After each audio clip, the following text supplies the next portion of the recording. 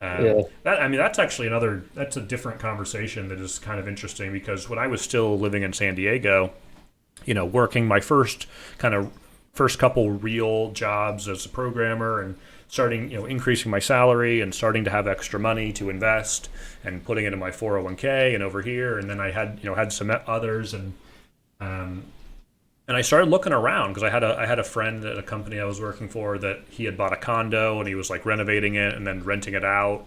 And there's an angle there. You could enter into that world of real estate if you want to. And I Yeah. started looking around and thinking about it, and the conclusion that I came to was I don't want to do this.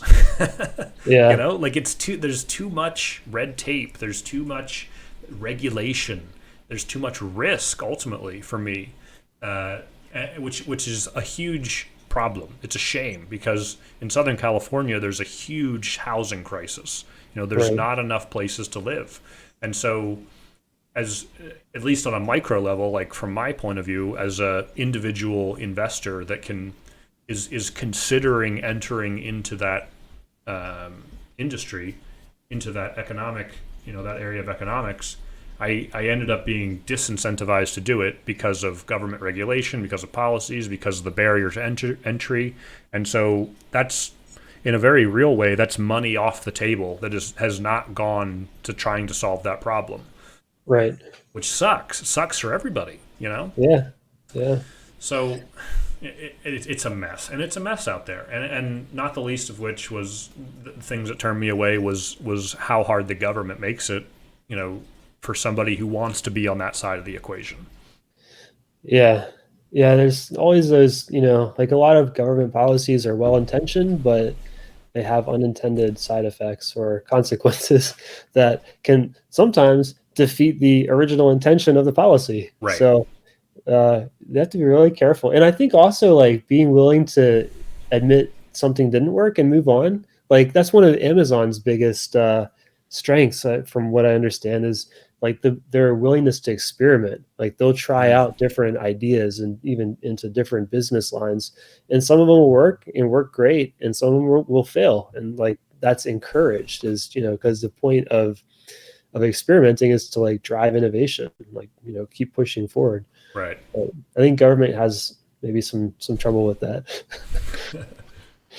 Well, it's hard. I mean, it's hard because I think sometimes taking a stance that might be better economically has really bad optics. Right. From the public's point of view. And I mean, if you think like if you just look at it at a high level, like of course we need more low income housing, right? Like people can't afford these apartments and houses in Southern California. We need more housing. We need more, and we need more specifically low income housing. And so it's like, okay, yes, we can identify that, but what can we actually do to remove the barriers for people? Like, essentially, you need to incentivize people to build low income housing.